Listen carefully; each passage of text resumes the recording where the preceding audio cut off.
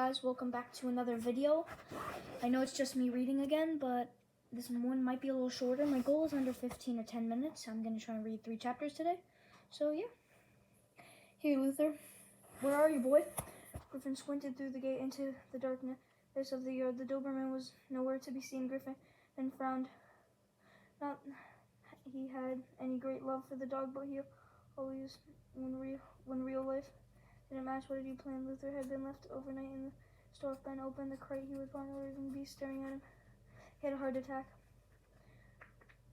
Obviously, Griffin began to climb the fence, although it was tougher than he expected because of the excellent tank.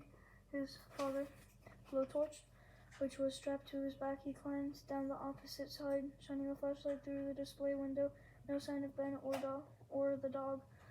Griffin's eyes fell on the crate, which sat just inside the door. Unwrapping the paper, he was interested.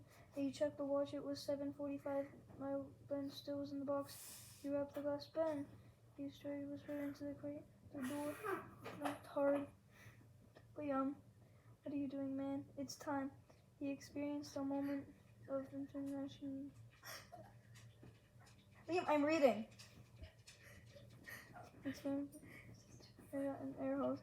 There was scissors broke through the brown paper. Ben watched breathlessly. The blade swallowed the laboratory around. The square frame disappeared again. A moment later, the lid was pushed open and Ben's head popped out into view. Griffin took it and barely blinking an eye. He fell asleep. This was baffled. Griffin couldn't stress it until it was hard. Imagine anyone being able to relax in this time because Ben was one in a million. Beeping sound bright through Griffin. The alarm intruder triggered the motion sensor. Ben scrambled to the keypad. He had 30 more seconds. No more. Griffin tried to fight off his see his friend. Punch in 1701. If they were wrong about the code, the siren was going to get bust everyone's eardrum here in New York City. But there's a triple chime and beeping stopped the alarm. Went off. Ben unlocked the door and let Griffin inside. Sorry I'm late, he said sheepishly. Any problems with the dog? Griffin shone his flashlight upon the dog is a no-show. Must be flea bath tonight. Ben looked around. I hate this place. It's like water in those cases going to come over. Where am I? Griffin patted the blowtorch. Forget all the cases. All we want is the safe. They followed the beam, the original scene of the crime. Swindle sales desk. Griffin felt no guilt, only exhilaration. One of the perfect security plan. They had done it. They were inside. No dog, no fence. The or burglar alarm could stop them now. He moved behind the counter. A frozen lockbox was not there. Where's the safe? He blurted. Ben inside, behind the cash register. His mouth fell open. It was right there, attached to the floor. Griffin got down on his knees and focused the flashlight. Whether the hardwood floor bolted holes marked the spot where the lockbox had been noticed. Search the store, Griffin whispered. Combat of ours. The stock area was even the bathroom. There's no safe where to be found. Griffin looked stunned. I considered every possible move and counter move except one. Ben nodded miserably. A safe can be bolted down. It can also be unbolted and taken somewhere else. Swindle had turned out to be a step ahead of them. A perfect plan, executed perfectly, all for nothing. Maybe not, Ben said hopefully. I mean, the card's not here, but we're standing in the middle of a Swindle store, so instead, don't we just take a bunch of other stuff? Adds up to the same money. Griffin swallowed like a goldfish. I'm not a thief. I came here to find what's rightfully mine and take it back. I don't want anything to belong to me, but I'll never track the car or down, Ben reasoned. What knows where Swindle could be hidden? In the safe deposit box in the bank vault.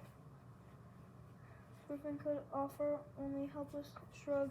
There was no quiet in him, no surrender, but nothing without the slightest clue where the Bambino might now be. No amount of planning or creative thinking or genius was even going to make a particular difference. The man with the plan had run out of ideas. How much longer is this?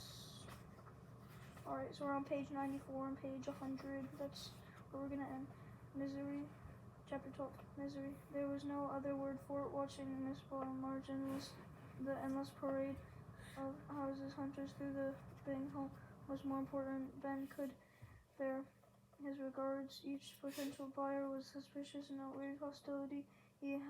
How could these nice people be the enemy? The ones who would have forced Griffin's family to move was full of a great East Fair friend. And so, had you ever seen, as awful as Ben was, it was even worse. Griffin was his own, being turned upside down not just by real estate agents, but his entire personality changed. The fire was gone, along with the razor-sharp senses of purpose that had always guided him. How many times had Ben prayed to break Griffin never-ending schemes? Now would you have given the arm to hear his friend burst out, "All right, here's the plan, to do something, anything."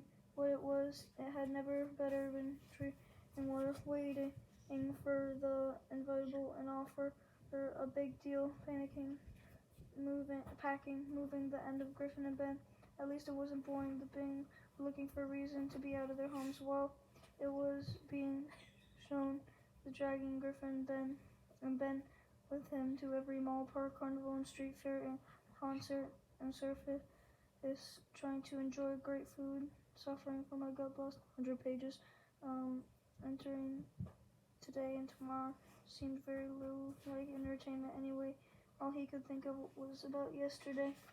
Unsuccessful heist haunted the boys. The cleanup operation replied itself in an endless loop in Ben's head, ditching the empty TV crate, logging a realarming in the store, even wiping fingerprints from the keypad and doorknobs has been half-hearted effort. Would be the police investigation is once absolutely nothing. The most Tom Duffin might wonder about the delivery was the mysterious disappearance. Most likely, he would assume that the boss would have dealt with the stuff. In a way, the operation has been perfect crime. It's about it in and out without a trace. How could such a glorious success have been such a failure? They harshed and reached the details until their throats went dry. Only rules were reversed. Ben was the one prodding. What now? What next? You can't hide something if you don't know where it is, Griffin said sadly, and made a total sense on the way. One, Griffin Bing did not admit defeat. It was simple, not his DNA. How he had studied to become the man without a plan. There were riddling homes, yet another concert in the Bing's Bay, and about the parking surrounding, not playful yelp of the house pet, but a full-throated goes to show how I've got Swindle on the brain, Griffin mumbled unhappily. For a minute there, I could have sworn I heard Luther. Ben peered out the rear window, looking at a large Doberman as he left there, prowling, yowling stubbornly in the road. A thoughtful expression appeared on Ben's face. Wait a minute. It wasn't Luther, but it could have been. Griffin regarded him oddly. It would be my it wasn't where you're talking about. Do you get it? The real Luther has to be somewhere. He wasn't at the store on the heist night. Where was he? Griffin had listened, shrug at home. I guess Swindle properly gave him a few days of threatening people at Palmer's Emporium. It's no big deal. The card isn't even there anymore. Think, Ben ordered. What if Luther absents the card are connected? Don't talk in riddles, man. Luther's a guard dog, Ben reasoned. Where's the Bambino? Was at the store. Was Luther, but Swindle brought Luther home. Late dawn on Griffin. The card is at Swindle's house. When they reached the Bings, Griffin and Ben made a beeline for the photo book. Please let the guy live in town. Griffin threw a directory open. The P's, more specifically Palminaries. Stop W. There's an address, 531 Park Avenue, Extreme.